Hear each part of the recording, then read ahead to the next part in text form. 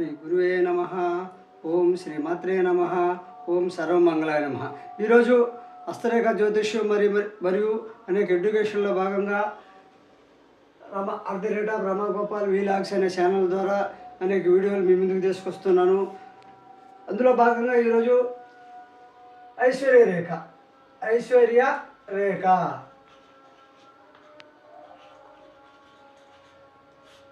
రేఖలో భాగంగా ఎవరికైతే ధనరేఖలో వడ్ల గింజ రేఖలు ఉంటాయో ఈ విధంగా ధనరేఖ విధంగా ఉంటుంది. ఈ వడ్ల గింజ రేఖలు అంటే ఎలా ఉంటాయి? ఈ విధంగా వడ్ల గింజ రేఖలు ఎవరికైతే ఉంటాయో వారికి ఒక రేఖ రెండు చీలికలుగా చీలి కొంత దూరం పోయిన తర్వాత కలుసుకున్న వడ్ల గింజ కానీ దోస గింజ కానీ లాగా ఏదో ఒక రేఖ అశుభ సూచకములు అంటే ఈ విధంగా రేఖ ఇలా వచ్చింది చూడండి. రెండు చీలికలుగా ఒక ధనరేఖ పోయి కలుసుకొని ఇక్కడ వడ్ల గింజ రేఖ కానీ ఈ విధంగా వడ్ల గింజ రేఖ కానీ ఉంటే అది అశుభ సూచకము. ధనరేఖలో వడ్ల గింజ రేఖ ఉండడం అనేది అశుభ సూచకము. అదే సమయంలో ధనం కొరకు కష్ట నష్టములు చిక్కులు వచ్చును. అదేవిధంగా అన్య స్త్రీ సంబంధం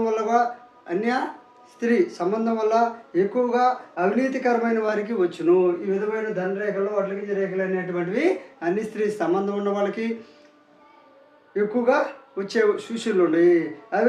అదేవిధంగా అవినీతికరమైనటువంటి వ్యక్తులకు కూడా ఈ విధంగా వడ్ల గింజ రేఖలు వచ్చి అంటే స్టార్టింగ్లో బాగున్నప్పటికీ తర్వాత వాళ్ళకి అవినీతి పాల్పడితే బాగా ధనం వస్తుంది అనుకుంటారు. తర్వాత వాళ్ళు ఎక్కువగా నష్టపోయే సూచనలు ఉంటాయి. వడ్ల గింజ బుద్ధి హృదయ రేఖ మధ్య ఉన్న ఇప్పుడు ఇది ఆయుష్ రేఖ, ఇది బుద్ధి రేఖ, ఇది చూడండి. ఈ వడ్ల గింజ రేఖ అనేటువంటిది ఇది ధనరేఖ. ఈ మధ్య ఉన్న అంటే వడ్ల గింజ రేఖ బుద్ధి హృదయ రేఖ మధ్య ఉన్న విధవ స్త్రీ అంటే భర్త చనిపోయిన స్త్రీ సాంగత్యం వల్ల చాలా చిక్కులు వచ్చును. అంటే ఈ బుద్ధి రేఖ ఈ హృదయ రేఖ మధ్య ధనరేఖలో వడ్ల గింజ రేఖ కానీ ఉంటే భర్త చనిపోయిన స్త్రీ అంటే విధవ స్త్రీ సాంగత్యం వల్ల చాలా చిక్కులు వచ్చును. అదేవిధంగా ధనరేఖకు బుద్ధి హృదయ రేఖలు తప్ప ఏ ఇతర రేఖలు అడ్డు రాకూడదు. అంటే ఈ రేఖలకి ఈ హృదయ రేఖ అనేటువంటిది ఈ బుద్ధి రేఖ అనేటువంటిది మెయిన్ రేఖలు కాబట్టి ఈ అడ్డు వచ్చేది పరిగణలోకి తీసుకోబడవు. లేదనుకుంటే మరో రేఖ ఈ విధంగా అడ్డం వచ్చినా అంటే ఈ మెయిన్ రేఖలు తప్ప ఏ రేఖ అడ్డం వచ్చినప్పటికీ వస్తే అడ్డు రేఖ రాకూడదు. అలా వస్తే ధన నష్టం కలుగును. అంటే ఆ వయసులో ఇది 35 అంటే ఇది 45, 50, 40, 50, 35 మధ్యలో ఈ విధంగా రేఖ వల్ల నష్టం వచ్చును. ఇది 35 సంవత్సరాల దిగున ఆర్థిక నష్టం కలుగును. అదేవిధంగా వడ్ల గింజతో పాటు నక్షత్రం ఉన్న ఈ రేఖలో వడ్ల గింజ రేఖ ఏడైనా ఉండొచ్చు. వడ్ల గింజ రేఖ అంటే ఎట్లా ఉంటుందండి, ఎలా ఉండి ఇది వడ్ల గింజ రేఖ. అదేవిధంగా నక్షత్రం ఉన్న ఈ రేఖలో ఎక్కడైనా నక్షత్రం వడ్ల గింజ రేఖ ఉన్న ఎడలా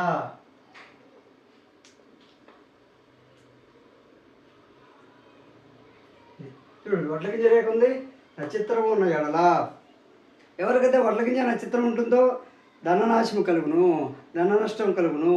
అదే సమయంలో ఆస్తి పోయి ఉన్న ఆస్తి అంతా పోయి దివాలా తీయును. అదేవిధంగా మధ్యలో ధనరేఖ ఆగినా ఈ ధనరేఖ అనేది ఇలా వచ్చింది ఏడు దాకా వచ్చి ఆగిపోయింది. పైకి పోకుండా ధనరేఖ ఎవరికైతే మధ్యలోకి వచ్చి ఆగిపోతుందో ఆ ఆగితే దివాలా తీయుటే జరుగును. అదేవిధంగా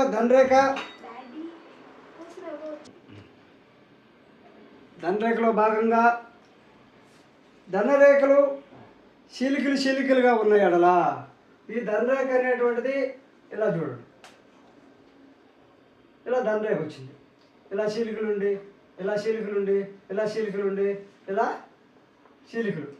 ధనరేఖ ఎవరికైతే చిలికలుగా ఉంటుందో స్థానబలము, వృత్తి మార్పు, కాలక్షేపంతో ఏ పని చేయకుండా గడుపుదురు. కాలక్షేపంతో ఏ పని చేయకుండా గడుపుదురు. జీవిత రేఖను కూడా క్షుణ్ణంగా పరిశీలించడం మంచిది. ధనరేఖ ఎవరికైతే చిలుకలుగా ఉంటుందో వారి యొక్క ఆయుష్ రేఖను కూడా క్షుణ్ణంగా పరిశీలించాలి.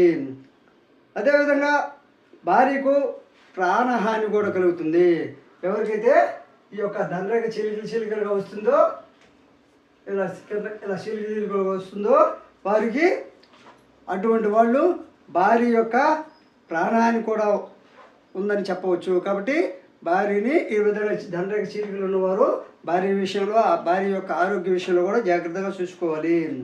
అదేవిధంగా ఆకస్మికంగా ధనరేఖ ఆగిపోయినా జాతకునికి ప్రాణ హాని లేక గండం అని చెప్పుట మరియు ఇతర చిహ్నాలు కూడా చూడాలి. ఎవరికైతే ధనరేఖ ఆకస్మికంగా ఆగిపోతుందో ఇలా వచ్చి ఇక్కడ ఈ బుద్ధి రేఖ, ఈ ఆయుష్ రేఖ, ఈ హృదయ రేఖ అంటే ధనరేఖ ఆగిన చోట ఆరోగ్య సమస్యలు వచ్చి ధన నష్టం కలిగినట్టు. ధన నష్టం కలిగింది అంటే ఆరోగ్యపరంగా ఈ రేఖలో ఇక్కడ కత్తిలు రావడం కానీ, ఇక్కడ కత్తిలు రావడం కానీ చూసుకోవాలి. అప్పుడే మీకు ధనరేఖ యొక్క మధ్యలో ఆగిపోయిన విషయం గురించి ఏ నష్టం కలుగుతుందో మీరు ఆరోగ్య రేఖ గురించి, బుద్ధి రేఖ గురించి, ఈ యొక్క ఆత్మరేఖ గురించి పరిశీలించాల్సిన అవసరం ఉంది. ఆ రేఖల్లో కానీ కటికలు కానీ ఉంటే, లేకపోతే వడ్లగింజ రేఖలుగా ఉంటే అనారోగ్య సమస్యలు వచ్చును. అదేవిధంగా ధనరేఖ ద్వారా ఐశ్వర్యంతో పాటు భార్య యొక్క ఆయుర్దాయము, తన ఆయుర్దాయ బలము, వివాహాది శుభకార్య విషయాలు చూడవచ్చు. అంటే ఈ యొక్క ధనరేఖ విషయంలో భార్య యొక్క ఐశ్వర్యం కూడా గుర్తించవచ్చు. మీకు ఎంత బాగా ధనరేఖ బాగుంటే లేదా ఐశ్వర్యరేఖ బాగుంటే భార్య యొక్క ఆయుర్దాయము, తన ఆయుర్దాయం బలం కూడా బాగుంది. అంటే ధనం పుష్కలంగా ఉన్నప్పుడు ఈ రేఖలు కూడా స్పష్టంగా ఉండాలి. అంటే మనం ధనరేఖ గురించి చెప్పుకునేటప్పుడు ఆయుర్దాయం గురించి పనిచేయదని చెప్పాం, కానీ ఐశ్వర్యం ఎక్కువ ఉందంటే వాడు ఆరోగ్యవంతుడిగా ఉన్నాడని చెప్పవచ్చు. అదేవిధంగా వివాహాది శుభకార్య విషయాలు కూడా చూడవచ్చు.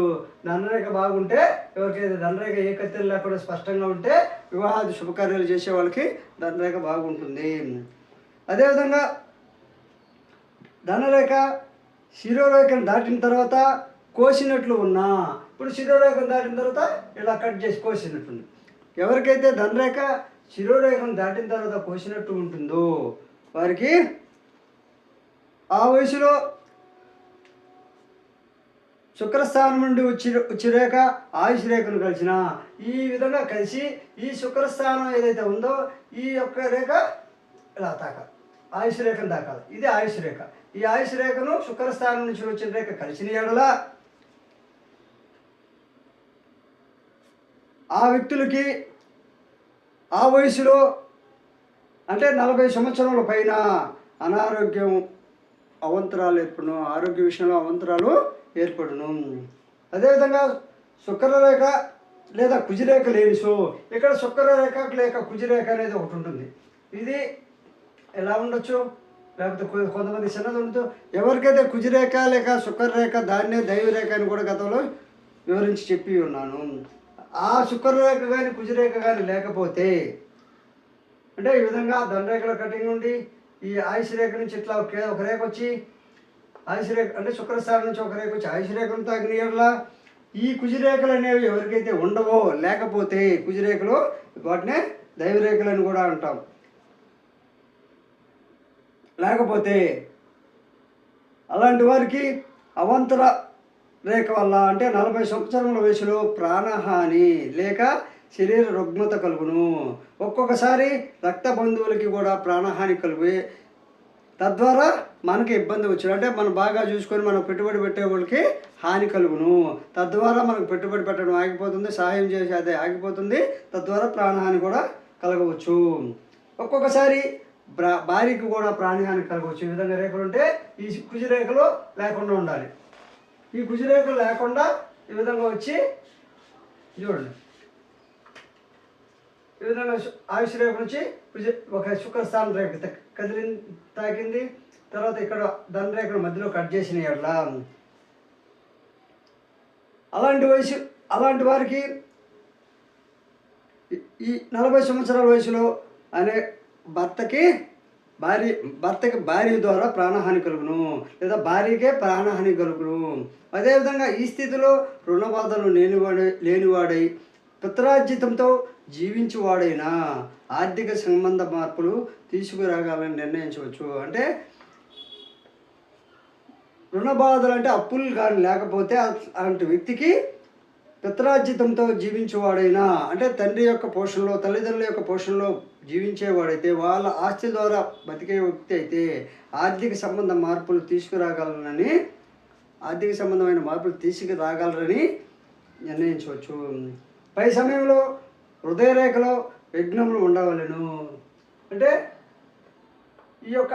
ఇది ఆత్మరేఖ, హృదయరేఖ. ఈ హృదయరేఖలో విఘ్నాలు, కత్తుళ్ళు ఉన్న ఎడల, అంటే హృదయరేఖను సూక్ష్మంగా పరిశీలించి భార్యకు ప్రాణహాని గురించి ఉందని చెప్పాలి. అంటే ఇది భార్య రేఖ, ఈ హృదయరేఖనే భార్య రేఖ అంటారు. కాబట్టి ఈ విధంగా రేఖ ఉంటే భార్య ప్రాణహాని ఉంది. ఈ ధనరేఖలో కత్తి ఉంది కాబట్టి భార్య యొక్క అనారోగ్య కారణంగా మనము నష్టపోయాం, ఆర్థిక నష్టం కలిగింది అని అర్థం.